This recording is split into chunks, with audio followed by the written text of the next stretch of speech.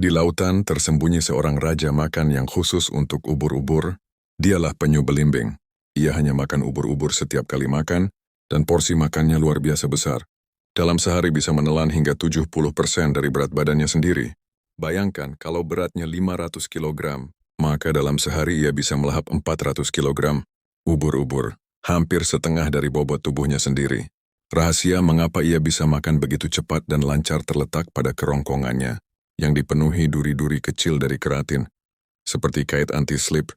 Begitu ubur-ubur masuk ke mulut, tak akan bisa lolos. Benar-benar mesin makan ubur-ubur paling efisien di laut.